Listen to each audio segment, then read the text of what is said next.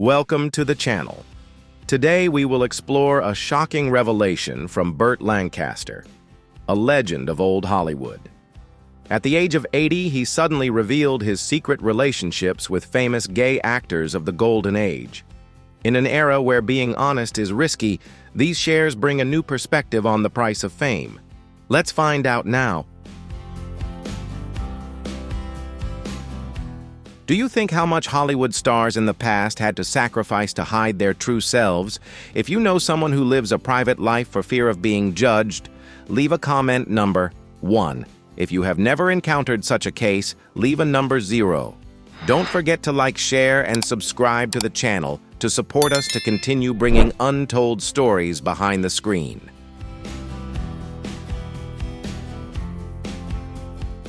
To begin, let's take a look at who Burt Lancaster was. Born on November 2, 1913 in Harlem, New York, Burton Stephen Lancaster, or Burt as he was known, grew up in a working-class family. His childhood was not easy. Harlem in the early 20th century was a vibrant but challenging place with bustling streets and families working tirelessly to make ends meet.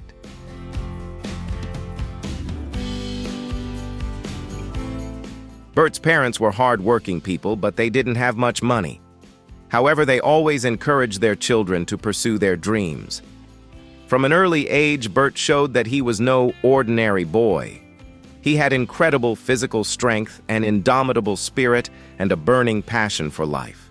Instead of following the traditional path of education, Burt found joy in sports and circuses.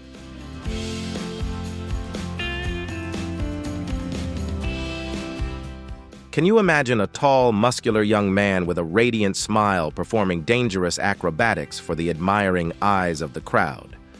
That was Burt Lancaster when he was working in the traveling circus, where he learned to control his body, face his fears, and conquer the audience with his own strength and flexibility. The years of wandering with the circus not only trained his physical strength, but also formed the stage presence that would become the foundation for his illustrious film career.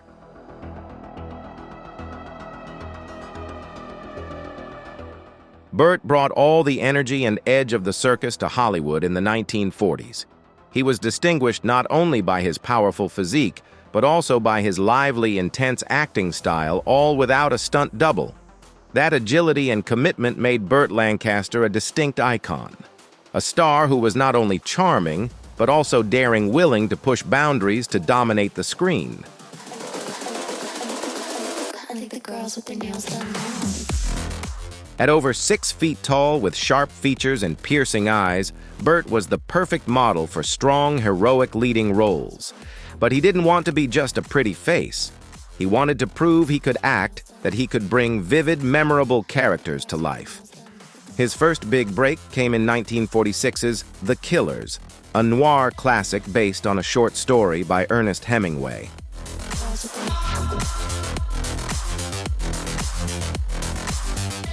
Burt played Swede Anderson, a depressed former boxer who is caught in a spiral of guilt and betrayal. The Killers 1946 was not only Burt Lancaster's dazzling debut, but also a bold statement he was more than just a pretty face. Burt brought depth to his character with a look of bewilderment, suppressed pain, and fatalistic resignation, a performance that haunted audiences.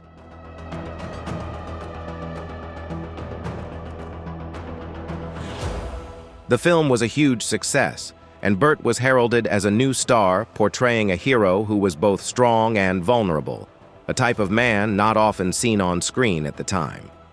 But for Burt, this was just the beginning. He didn't want to be pigeonholed as a film noir pretty boy.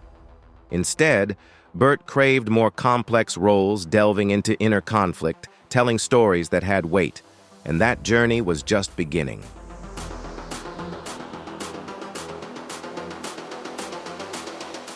He knew that to truly leave a lasting mark, he couldn't just be a face on screen, he had to take control of his own story.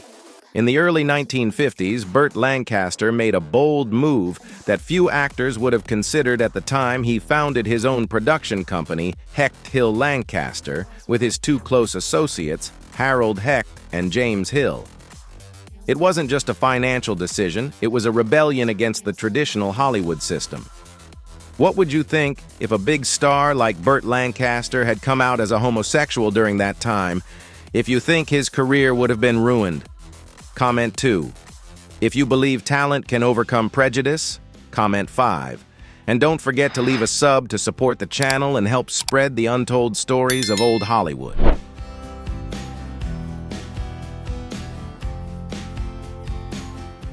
At that time, big studios like MGM and Warner Brothers held all the power. From scripts to directing to casting to distribution, stars, no matter how famous, were just workers with no say in their careers. But Burt didn't accept that. He wanted to choose projects with depth, daring to touch on social, artistic, and moral issues. And through his company, Burt helped produce a series of excellent films, including revolutionary works that helped change the way Hollywood told stories.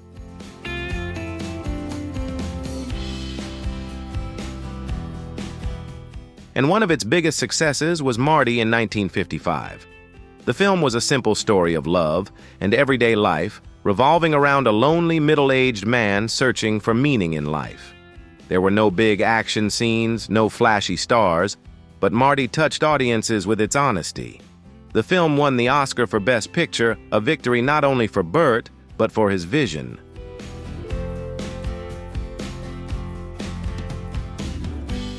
He proved that small stories about ordinary people, could have a big impact. Another film produced by Burt's company was Separate Tables in 1958. This film explored complex human emotions relationships bound by social norms and personal wounds. With a stellar cast and a sharp script, Separate Tables received critical acclaim and further cemented Burt's reputation as a visionary producer.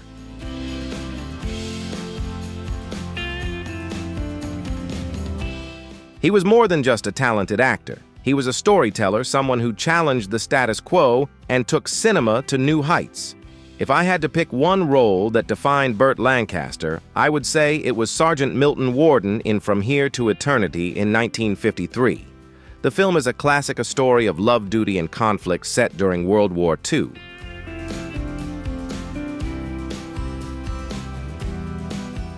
Burt plays a tough but conflicted soldier who finds himself in a forbidden love affair with Karen Holmes, played by Deborah Kerr. The Hawaiian beach scene, where the waves crash over them in a moment of passion, is one of cinema's most iconic images. Can you feel the intensity in that scene? The chemistry between Burt and Deborah is more than just acting.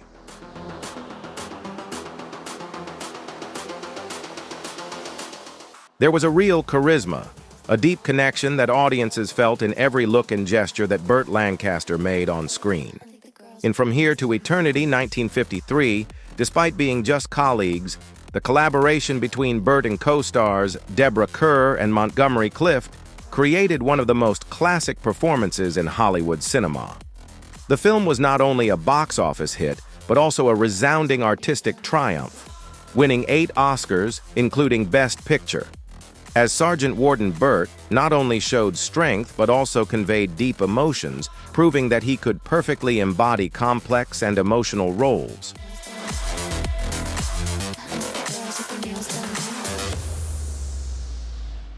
Burt Lancaster's career continued to flourish with memorable roles. The pinnacle was in 1960 when he won the Oscar for Best Actor for his role as Elmer Gantry, a charismatic ex-convict and preacher. In the film, Burt transformed into a character that was both fascinating and full of moral conflicts, making viewers unable to take their eyes off him. The role was a testament to his extraordinary acting ability, a star who could both captivate audiences and make them think deeply.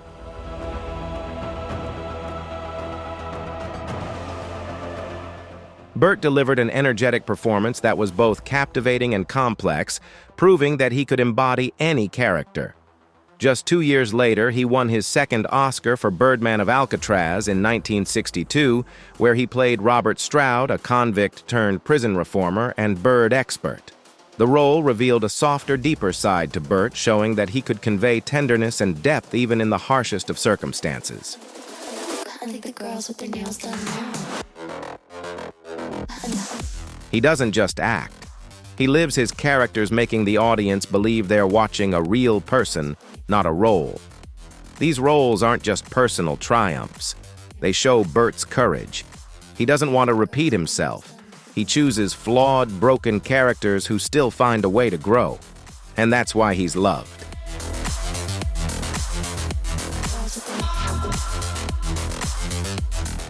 Audiences saw more than a star on the screen. They saw a person, someone who made them feel the complexities of life. Even in his later years as Hollywood changed, Burt continued to challenge himself. He starred in The Swimmer in 1968, a surreal and psychological film, and Atlantic City in 1980, where he earned another Oscar nomination for his role as an aging but vibrant gambler.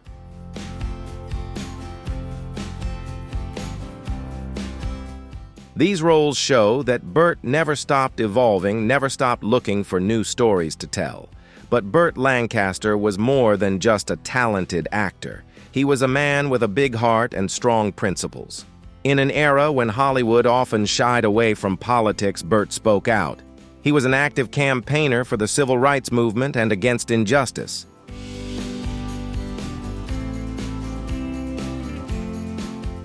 He believed that art could change the world, and he used his voice to advocate for causes he cared about. One of his most memorable moments was when he and his second wife, Norma Anderson, organized a fundraiser for Martin Luther King Jr. before the historic 1963 March on Washington. This act demonstrated not only Burt's courage, but also his willingness to stand up for what was right even when it was controversial.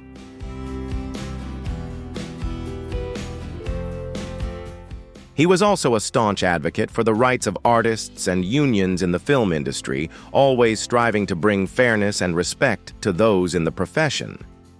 In addition to his brilliant career, Burt's personal life was equally colorful and complicated. He was married 3 times and had 5 children, each relationship leaving its own mark on his life.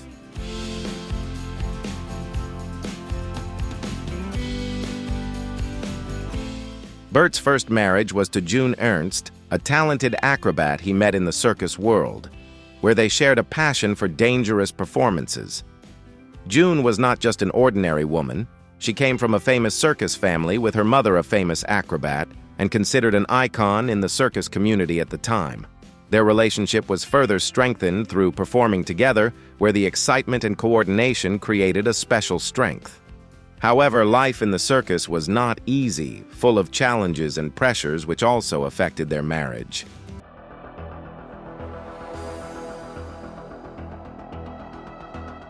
Constant touring, financial pressures, and the demanding demands of their careers strained their relationship. They separated in the late 1930s, with the exact date of their divorce unclear, with sources ranging from 1940 to 1946. This ambiguity added to the mystery of Burt's life. After June, Burt.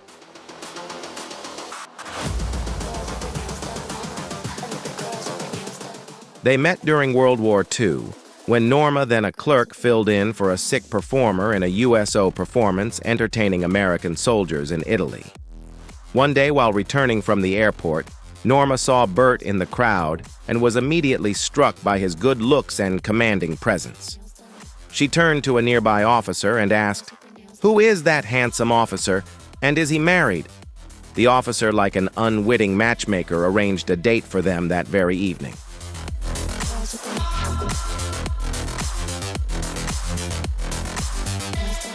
From that moment on, Burt and Norma began a relationship that would last more than 2 decades.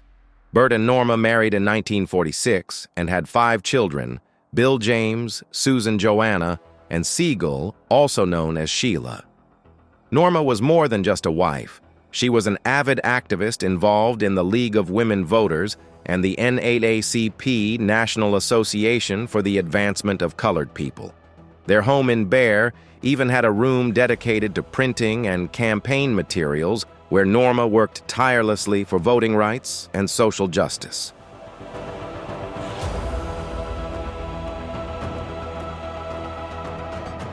Burt and Norma shared a passion for justice, frequently organizing events together, including fundraisers for Martin Luther King Jr. But despite their shared ideals, their marriage was not always smooth. The pressures of Burt's career, long trips to the Hollywood spotlight, and personal struggles led to their separation in 1966 and divorce in 1969. During this period, Burt began a tumultuous relationship with Jackie Bone, a hairdresser on the set of The Professionals.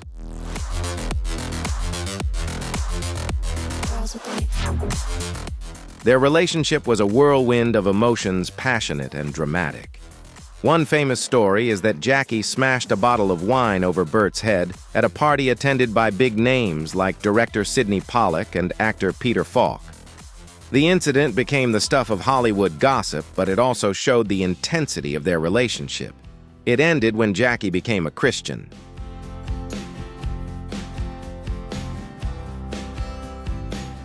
Burt, with his own complex beliefs, found her new path incompatible, and they separated. Burt's third marriage was to Susan Martin in 1990. This was a quieter relationship far from the drama of his past. Susan was by Burt's side in the last years of his life as he dealt with health problems, including heart attacks that plagued him for years.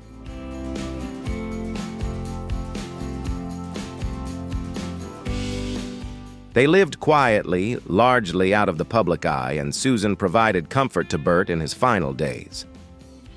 Burt died on October 20th, 1994 in his Century City, Los Angeles apartment after suffering a third heart attack.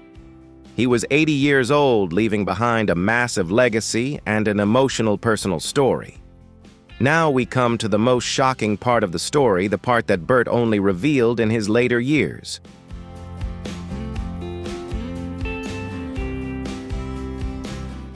In these moments of reflection, looking back on his life, Burt shared with close friends the secret love affairs he had kept hidden for decades. During the golden age of Hollywood, being gay was a taboo that could ruin any career. The public and the media were intolerant, and studios went to great lengths to protect the image of their stars.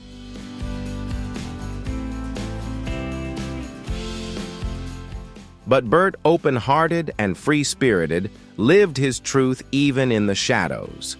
He revealed that he had relationships with some of the most famous men of his time.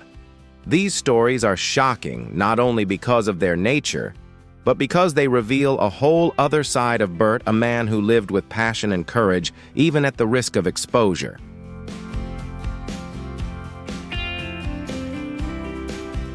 First was Cary Grant, one of Hollywood's most glamorous actors. Burt met Cary in the late 1940s at an industry event. Cary, with his enigmatic smile, gentle manner, and sharp intellect, captivated Burt. They began a brief but passionate affair, meeting secretly at beach houses along the Pacific Coast Highway.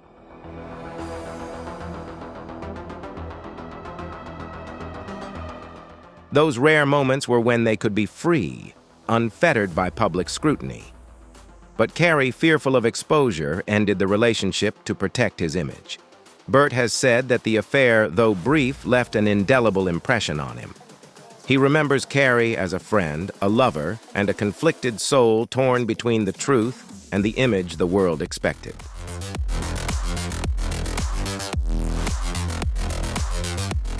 Next came an even more shocking name, J. Edgar Hoover, the most powerful FBI director in the United States. Although not an actor, Hoover had a profound influence on Hollywood by controlling law, policy, and ethics in the media. Burt Lancaster first met him at a high-profile charity event in Washington, D.C., attended by Hollywood power brokers and celebrities.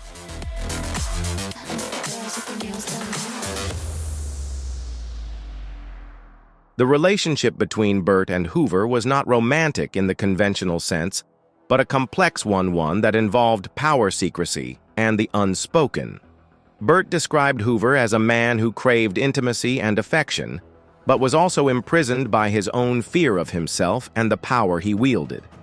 This contradictory relationship gave Burt a unique and profound insight into one of the most mysterious and powerful figures in America at the time.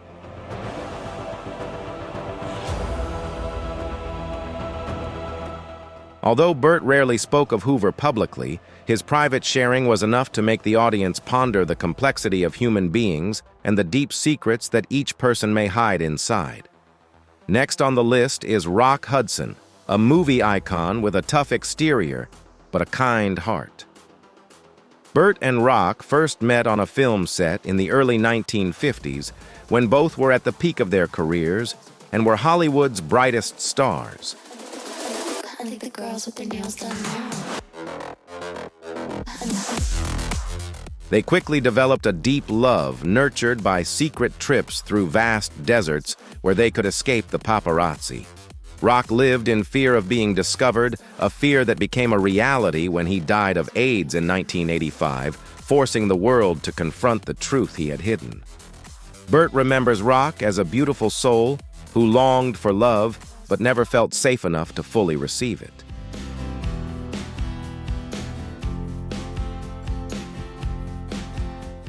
Their relationship ended not because of lack of affection, but because the world would not allow it to exist. Burt always had deep respect for Rock, often speaking of the moments they shared with quiet sadness. Another surprising name is Ricky Nelson, the teen star of The Adventures of Ozzie and Harriet. Ricky was nearly 2 decades younger than Burt, and they met in the early 1960s.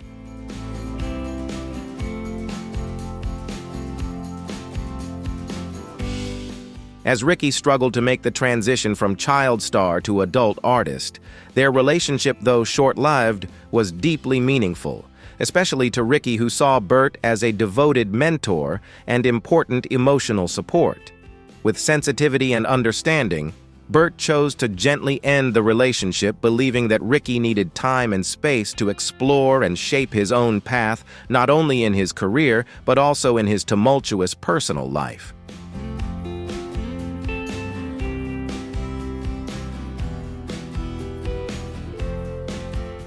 He remembers Ricky fondly calling him a boy who sang like the wind and kissed with the longing of someone who was never allowed to want.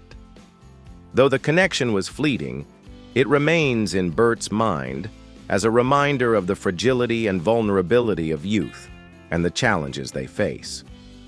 And finally, the man with whom Burt had the most complicated relationship was Marlon Brando, an icon of rebellion and a completely different style, creating an interesting contrast in Burt's life and career.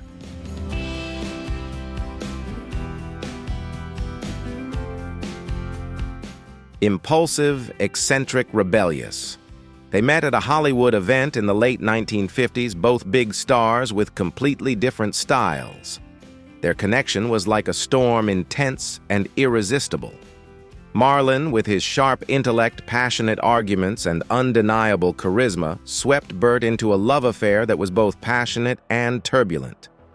Burt once said Marlon was the only person who could make him feel completely captivated with just one look.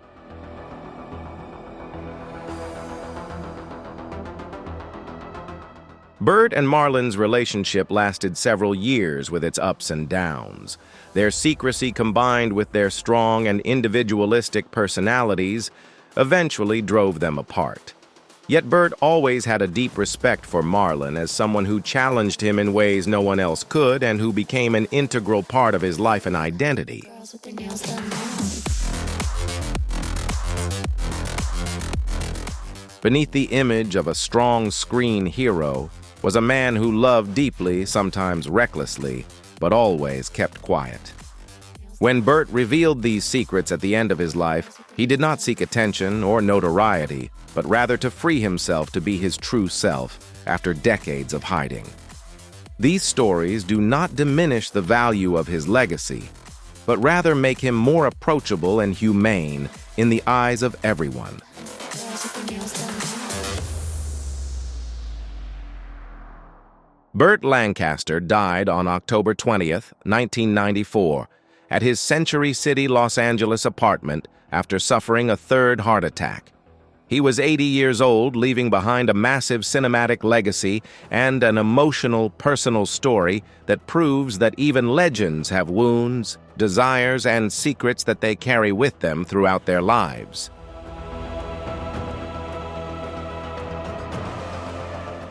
His ashes were scattered under a large oak tree in Westwood Memorial Park, California, with a small marker bearing his name, Burt Lancaster, 1913–1994. In accordance with his wishes, no memorial service or funeral was held. But his legacy lives on through the films that change the way we see cinema, through his courageous acts of justice, and through the story of a man who stayed true to his heart, no matter the cost.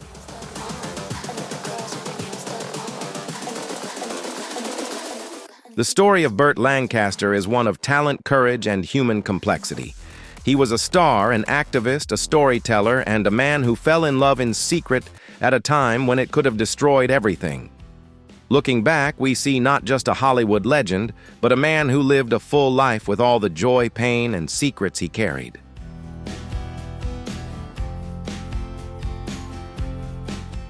Burt Lancaster's story is not only a shocking mystery, but also a profound look at the pressures, identity, and loneliness of the glamorous world of old Hollywood.